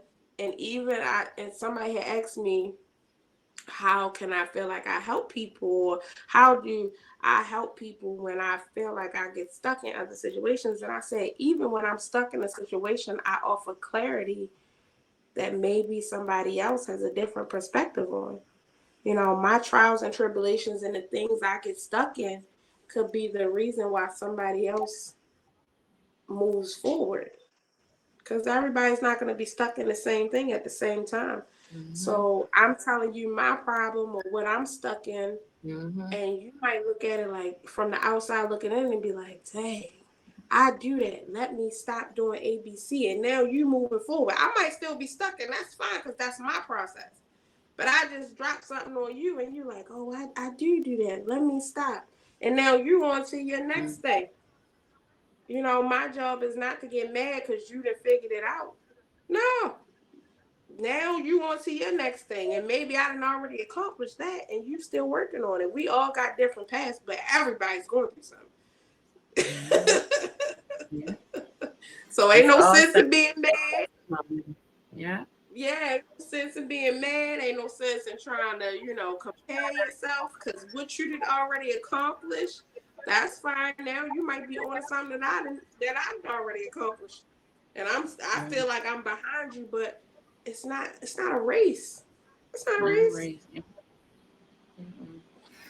Yeah. It's your own journey and you take your time to get there, to the end of the road.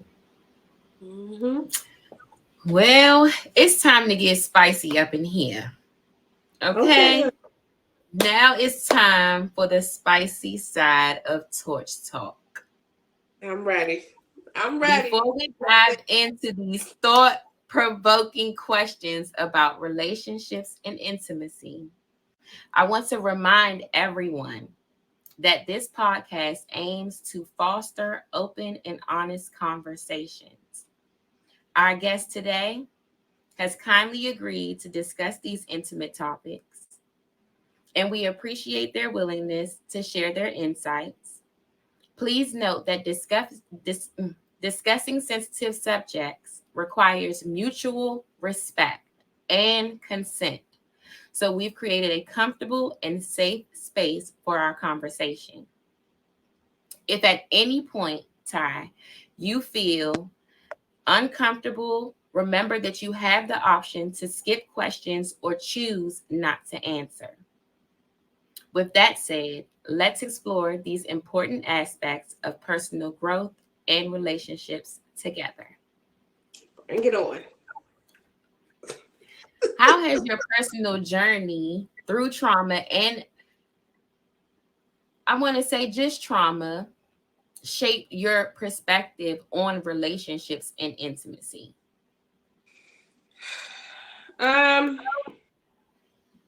I recently realized that I'm a lot more closed off than I thought.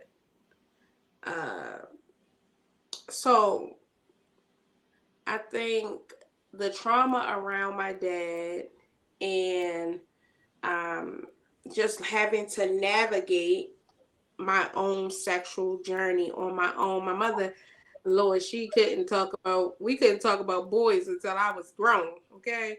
So you got to imagine that I was just a young girl trying to figure it out on my own. And I was raped at 14, and I got pregnant uh, through the rape.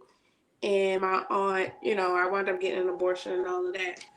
But I realized that through all of that, when I got into adulthood, I had such a distorted view of what my purpose was to men.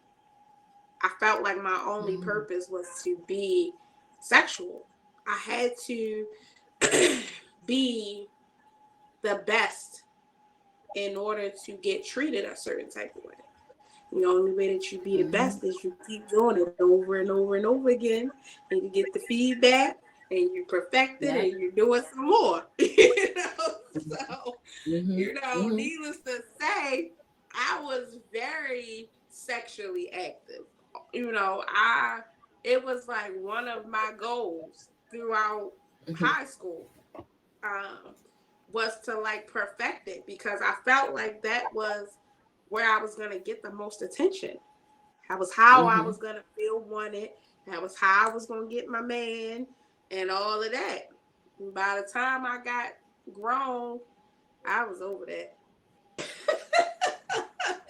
I was over it.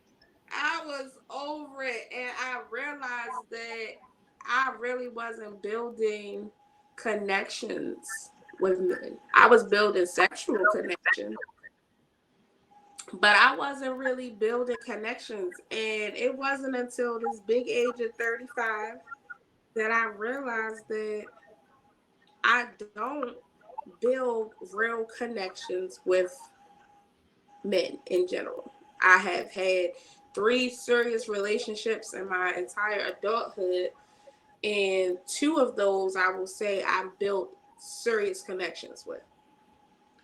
And in my last relationship, I built a very strong bond with him, which is why I hold on to people so tightly, because I don't build it often. So when I do, when I find somebody I like and I open up to, then I squeeze you like Elmira. You remember Elmira, the little character? She squeezed all her pets to death. That's me. Yes. I hold on to them so tight and squeeze them till they can't breathe, champ. So, I started to not like men complimenting me. I started to not like being sexualized. It was repulsive to me. And I feel like the part of the reason why I stayed in my last relationship so long was because I was comfortable with him, and I didn't want to build connections with anybody else. Not because necessarily because I only wanted him. I mean, that's partly true, but the other part was I didn't want to have to build anything with anybody. My trauma had really closed me off to the idea of being anything more than a sexual fantasy. And I'm literally just learning now how to be more than that. And how to be more than just sex, and more than just a tool to help somebody, because I also have a tendency to enable and do for men. My last relationship, he had an accident early on in our relationship. He couldn't work, he couldn't do nothing. And for years, he went to therapy and physical therapy and all of that, and he kind of worked his way back up to the top, but I felt needed. I felt like I had a purpose. So then when he got back on his feet and he resumed his natural abilities to be a cheater and all of that stuff, not only did I feel not needed, but then I felt like what I did wasn't enough. So now it's just more trauma, more, and more heartache. And so, but a lot of that dated back to already feeling like the only thing I was good enough for was to have sex and take care of you in whatever way you need it, but not really figure out what I needed. You know what I mean? Yeah.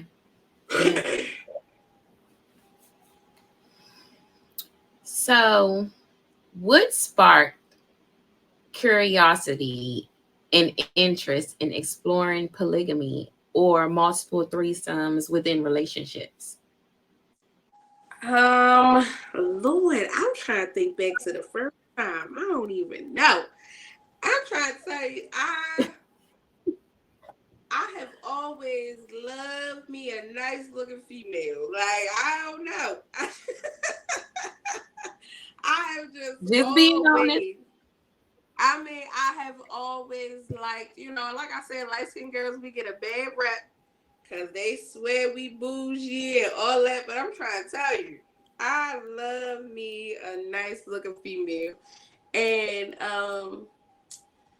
my daughter's father, my ex-husband, I think I first experimented with him, and it was cool. I felt a little insecure afterwards, but I think that's just because we didn't really have boundaries, like of, after the fact, what he do? He was playing in her head. They was laying there talking. He was playing in her head. And I think he started having sex with her without me. And I was like, wait a minute, this wasn't part of the rules. Mm-hmm. Mm-hmm. Mm-hmm. But I was also younger too. But that was probably, she was one of the first girls that I was like, I liked her without him, Okay. So it was kind of, that's when I first was like, all right now, okay, you like this, and then I met another girl and we did it again, and me and her hit it off, and then I think I just realized that I like both, but I like relationships with men. Okay. I like to have sex with women. I could never be in a relationship with a female, but I love to look at her. I love to watch her, especially if it's my man that I'm watching with. I don't know what it is, but it's like, hey girl, like, is it good? Is it as good as I think it is, or am I crazy? Like, who? Like, validate me. Like, am I just in love with this man, or is it really good? Wow. And that's how Lord. I like.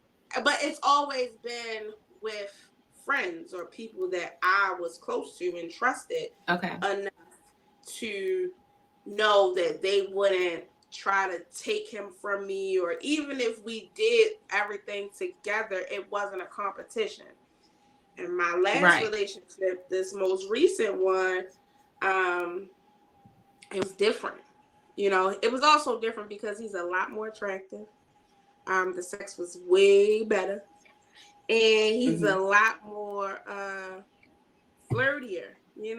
So we used to go out and flirt with women, and that's something that me and my ex-husband never did. And so it's like, we opened up a whole new door to something, and I was kind of just feeling through it, like, Mm-hmm. all right, this feel good, I like it. But the issue came because it wasn't with people that I felt like I trusted, and I also didn't really trust him. So when you don't Mm-hmm. have that set foundation, it was Mm-hmm. more so a compromise for us because, he was doing things on the outside, and I felt like, okay, not that I was doing it for him, but I felt like it was a good compromise. Like, I like women already. You Okay. obviously like women, so let's Mm-hmm. just like them together. It Right. seemed like an easy fix, but we had Mm-hmm. already had trauma, in our relationship and broken Mm-hmm. trust. So it wasn't an easy fix. It actually created more insecurities. Um, and normally, whereas if it was with somebody, a female that I trusted, I wouldn't mind the conversations and, outside sex and whatever Right. To give you without the me. boundaries. Yeah, but because we didn't have that trust, I wasn't comfortable. But that was Mm-hmm. also a time where I was still trying to identify who I was and what I wanted. and not doing Mhm. it because of somebody else. So I enjoy it. I mean, even to this day, when him and I discuss it, um, it's something that we enjoy. I enjoy bringing in women, and we can go on a nail date, and we can be cute and cool. And when it's time to hook up, it's time to hook up. I honestly didn't mind him talking to them, that person or whoever it was. Um, but it has to be with the right person. I Mhm. don't like my spot feeling what's the word? Compromised. I ain't no Mhm. competitor. I ain't never played a sport a day in my life. I don't like competing. so I'm not one of them people. But if I could find the right person with the right man that I trust, like it's a whole big thing, I would Mhm. do it. 'Cause I ain't gonna. I mean, I haven't thought about like living with another female, like the whole big polygamy thing, Mhm. but definitely like a polyamorous type situation or just threesomes all the time is good with me. I think we could go out to dinner. We can, Mhm. we Let's go get just our have some nails chill done. time too. Right. Yeah, like I'm good with all of that, but I'm really big on trust. I think Mhm. that was the biggest thing in my last relationship. Like we are um soul tied, really, but we don't have trust. And when we like a lot of the same things. He loves the fact that I love watching him with women. Or just Mhm. when we go out to a bar, I amp him up to go flirt, go get the. I could be at a bar and be Right. like, "Babe, you gotta come here and get the girl number because I'm scared." you know. But when you don't have trust, all of that sounds good until you wake up from that sexual part. You wake up the next morning. Or when you're not in the bedroom, you and you don't have that trust and that foundation, it's not gonna Mhm. work. Yeah. But I feel like I've liked women. I can't even. Please, I don't even know. It wasn't high school though. I know it was when I was grown, but I don't. It might have been high school. I might just been suppressing it. Right. Keeping it suppressed, acting like but you it didn't came know it. out.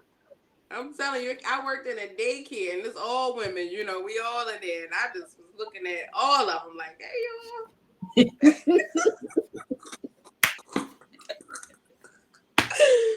how y'all doing?" Look, trying to be normal and shit. Trying Mhm. to be normal. How do you bring it up? Like, how you bring it up to your coworker that you really want them in the bedroom real bad? I honestly don't know how it came out. I just know the first two girls that I ever did anything with came from work. Like, came Okay. from one of my jobs. And I guess I just had the conversation. I'm a big flirt too, though. So I love to flirt. My ex always say, he always be like, "You a flirt with a homeless man." He just think he Oh think my I'm extra goodness. friendly. I'm friendly, so I make everybody real happy, feel good around me. And Okay. sometimes I just, if you bite, then we biting. Well, hey. So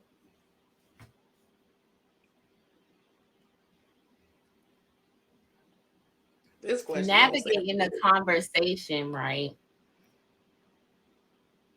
with someone that you would partner with, like you said, you wouldn't know what to say. So are you still at that point now today if you wanted to address someone, and bring a non-traditional relationship dynamic into place, you still would feel uncomfortable putting yourself out there, or would it still have to be someone that you know?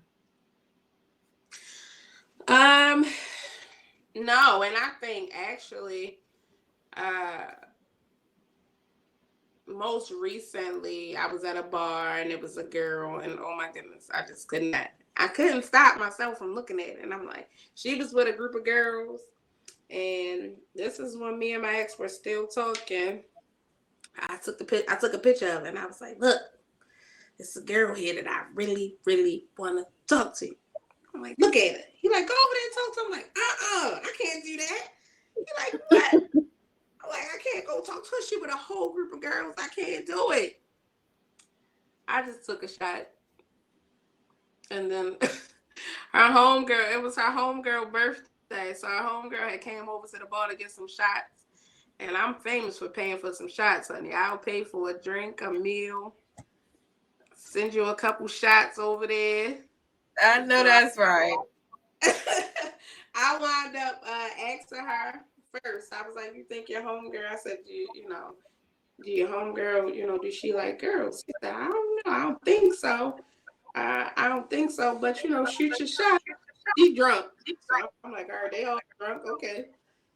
So I go over to the table. Hey, what y'all drinking? I'm going to go get everybody a drink. It was like 4 of them. I go get everybody some shots. I'm back. And while everybody taking their shots, they all talking about the shots.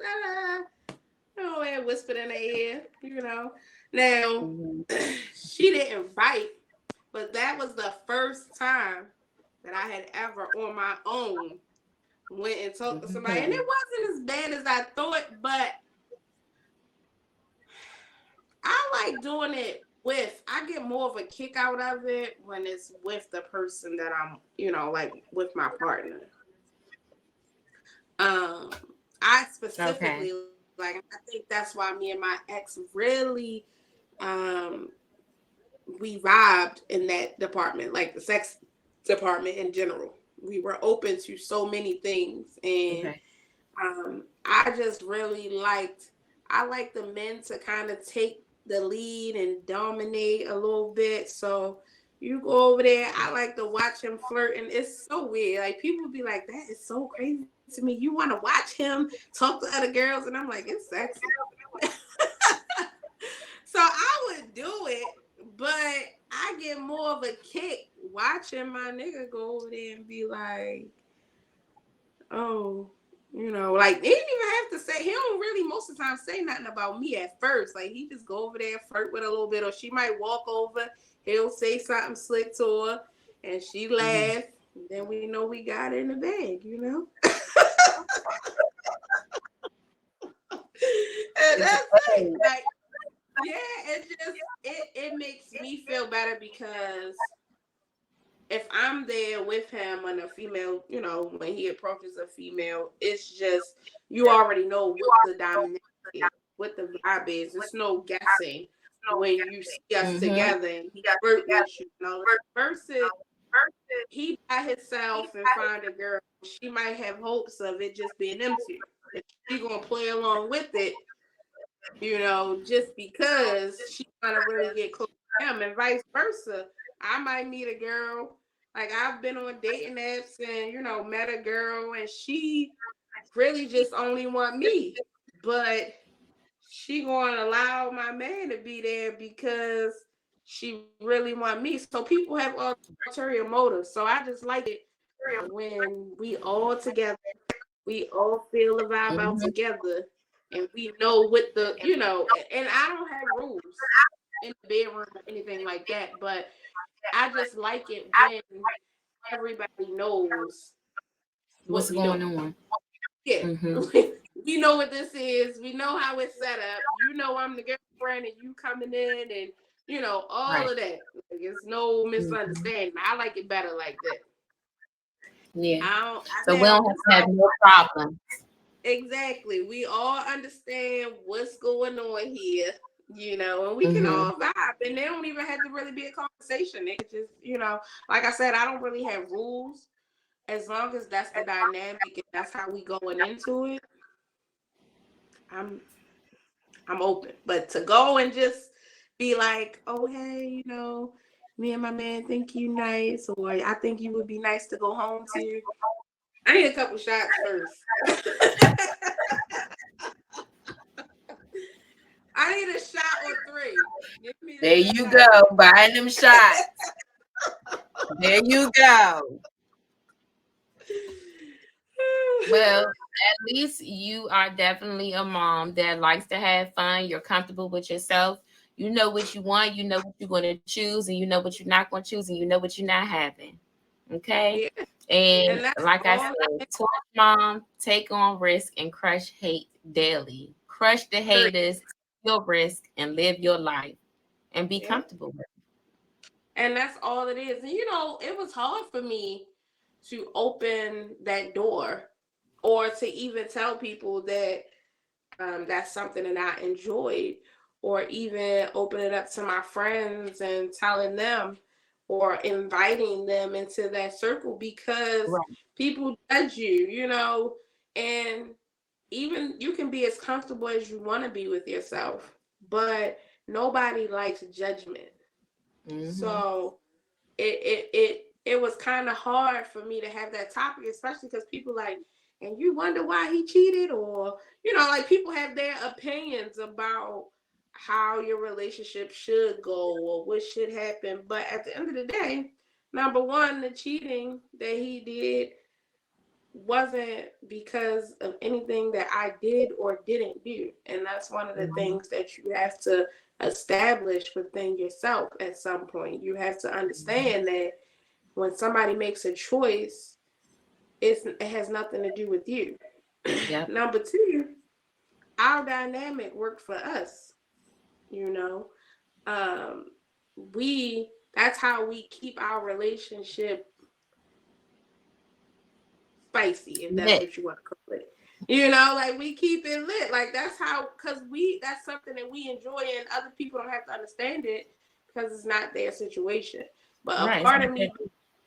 yeah, but a part of me being open, and open book, and trying to be vulnerable and honest about life and my trials and trauma.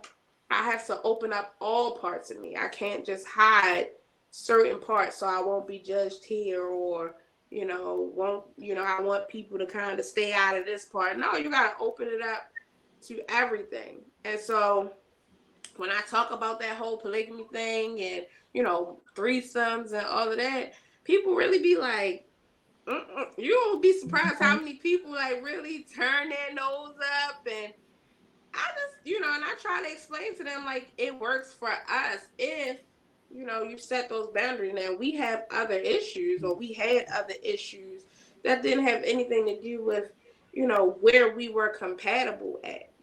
Mm-hmm. But like I said, when your foundation is off, but that whole thing, the threesomes and the experience with him, and my ex-husband, it just helped me to see that that's something that I like in my relationships.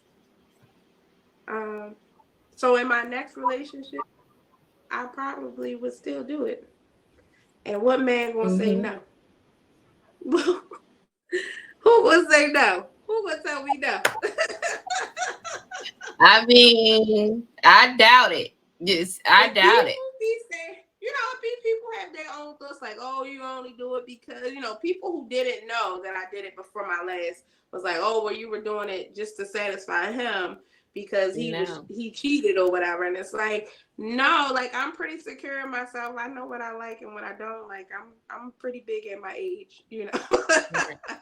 Like, I know. So I know, like, in my next relationship, like, that is probably something that I'm going to want to, Mm-hmm. I've never thought about like an actual three-person type polygamy relationship, but I definitely would be open to it. But definitely threesomes and all of that, I'm gonna need that. Keep it I'm going. gonna need that. She's like, I'm gonna need that to keep it going. Keep it going. Like, I'm gonna need this. Like, let's negotiate Yeah. this in the contract. We're gonna talk about this. Let's talk about this. Look. Put this on the table. Put it on the table.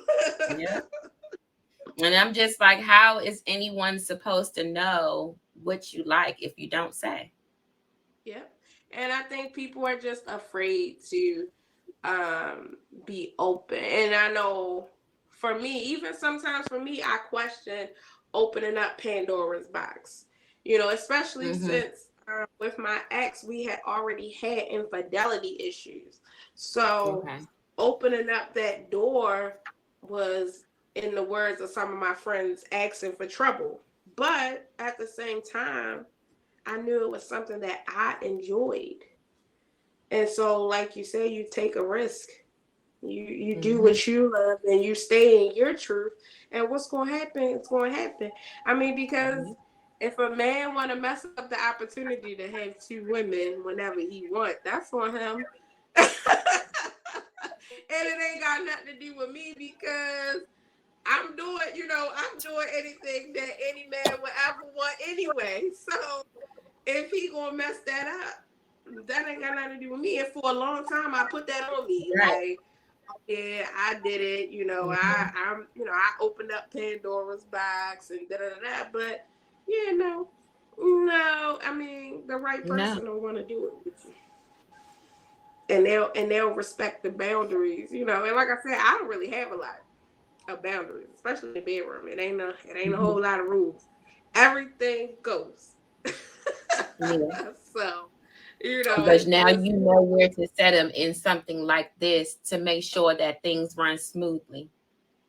yeah, it's more just about guidelines. I feel like rules, like people be like, oh, they can't do Guidelines. this, they can't. Okay. Yeah, like just a guideline, and that's really between you and your partner. It's not between all three of you. The person that you're bringing in just has to follow the guidelines. You and your Yeah. partner have to be the ones to come up with those guidelines and respect Mhm. each other's boundaries, you And know, be on the same page with the guidelines. and be on the same. And it's crazy because you can be on the same page, and I'll say it gets sticky within the moment, right? Because I we Okay. had a friend, had a mutual friend, and um we went to my ex house. Me and her. He was at work. We was waiting for him to get off. By the time he got there, and we had got the party started without him, and he was in his feelings about that.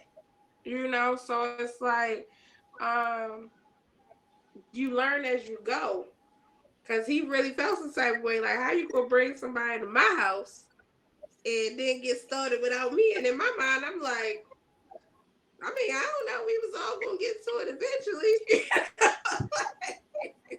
Right. But when you do not, so that's just all a part of like the communication and kind of Hmm. laying the guidelines. And sometimes you don't know what you don't like until you do it. I had Yeah. opened up to him and told him he had met a girl on one of our breaks and he liked her. He wanted to keep seeing her.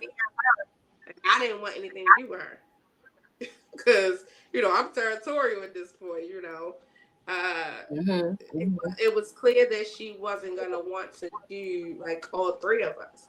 So I agreed to him. It's just being separate. And that lasted for all of 72 hours. I don't know.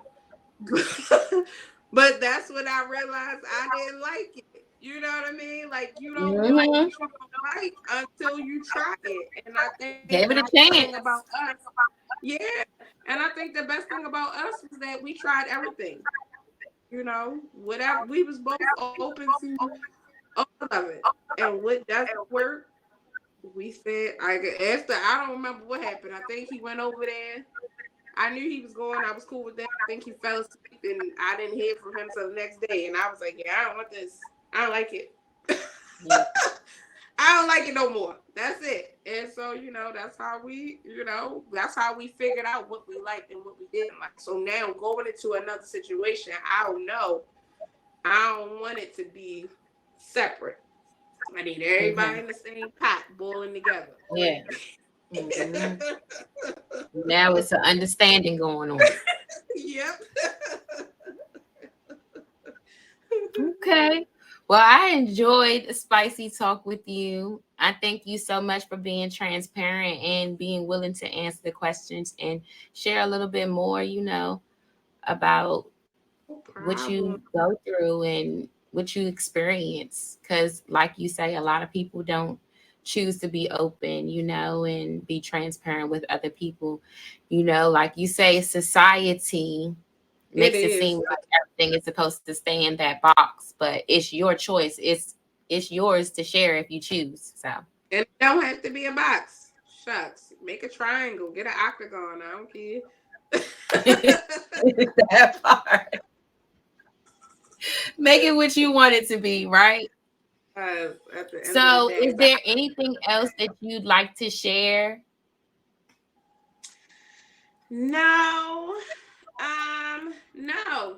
That was it. I mean, you kind of, that spicy talk was spicy. So All right now. All right now. Well, if there's nothing else that you would like to share with the audience, is there anyone that you'd like to give flowers to? yeah, so for starters, she's no longer here, but I do feel like my aunt, she passed away back in 2014. She's a big reason and a big part of why I do what I do. Um, when I was growing up, I felt like I was in that box. Even as a child, I had to stay in a box. It wasn't until I went to go live with her that she helped me to see that it's okay to be your own person. She used to always say, even when I got grown, she was always like, you're going to ask for advice, but you definitely going to do what you want to do. And she was okay with that because she was like, you learn by doing. And some people just learn by doing. So once I accepted that about myself, I was able to move forward. And so she was a big part of that.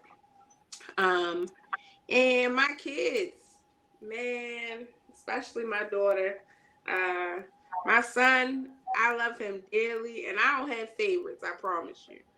But Mm-hmm. my son is more of me when I was younger, trial by doing type thing. And my Okay. daughter is so emotional and she's just so loving. She gives more of that my aunt feeling. And they Mm-hmm. both bring two separate sides out of me. And I see myself in them. And so without either one of them, I probably wouldn't be able to really even do this journey. Because some days I don't want to get up, you know. But my daughter, because I live with her, we live together on a regular basis. My son is away.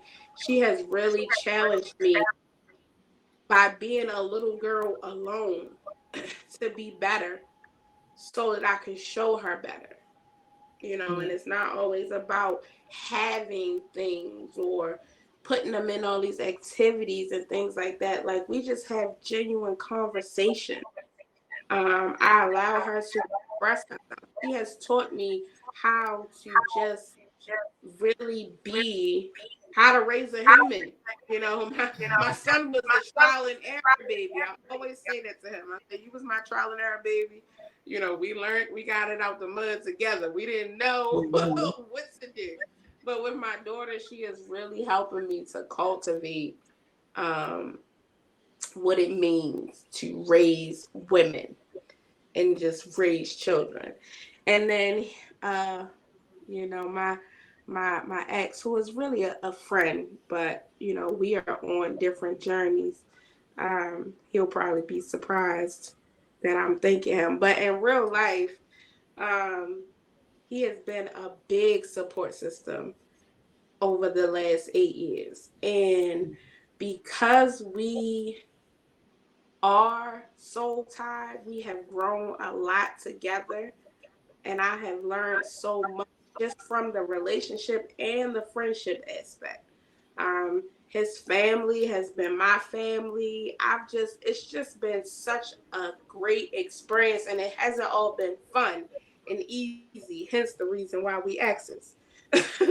But without him, I probably wouldn't be doing this because that man pushes me to do whatever I set my mind to.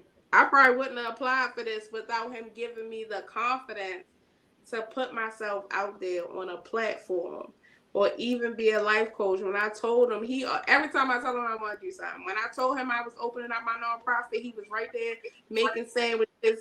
He was donating to the nonprofit. You know, when I told him I wanted to be a life coach, what classes you need to take, what you going to do, you know, like it's always been. And we were speaking right now. I think when I did my first presentation, he was like, well, what's the link? How do I sign up? I was like, it's only for women. He was like, oh, well, forget y'all. You know, so if I Oh, know we were speaking, I know we were speaking right now, he'd be like, all right, well, what's the link? I'm going to be in the audience, you know, like, so he really that's pushed what's me up. to do it. Yeah, and so just those people, and I mean, there's a host of, I have a very small tribe of people, and they know who they are. But Mm. those people push me to be better every day. And you know, even when I'm not feeling my best self, I get random texts. And I know it's nothing but the universe, you know, to let me know, hey, you're doing an amazing job. I just wanted to let you know. I literally get those all the time. So to Oh, those, thank you, thank you, thank you. well, that's lovely. That's lovely. Well, you guys get your flowers today, and I hope they definitely appreciate them. Thank you. And thank you. Thank you for You're having me. welcome. I'm You are so welcome. excited. Like, you don't understand. I hope I get to be on your panel in November. All of it's just this is an amazing thing that you do. And I am really excited to be a part of it.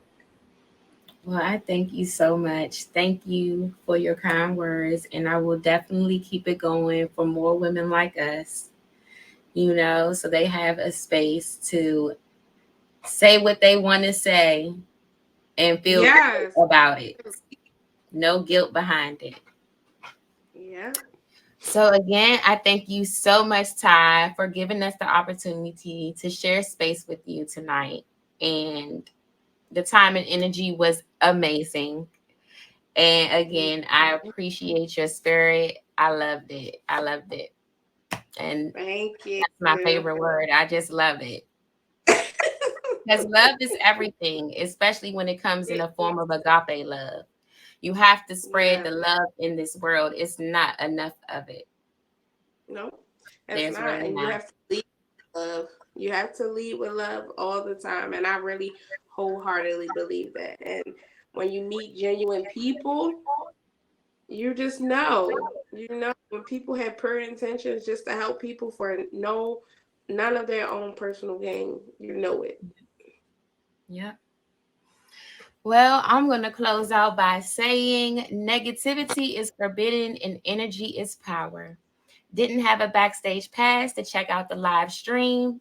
It'll be available for viewing on our YouTube channel, the Torch Mom Podcast. So be sure to subscribe, like, and share. If you have experiences or questions to share, send us an email to the torchmompodcast@gmail.com. Follow us on Instagram at the Torch Mom Podcast. Remember, everything you desire, you already have. We love you. Stay torch. Good night.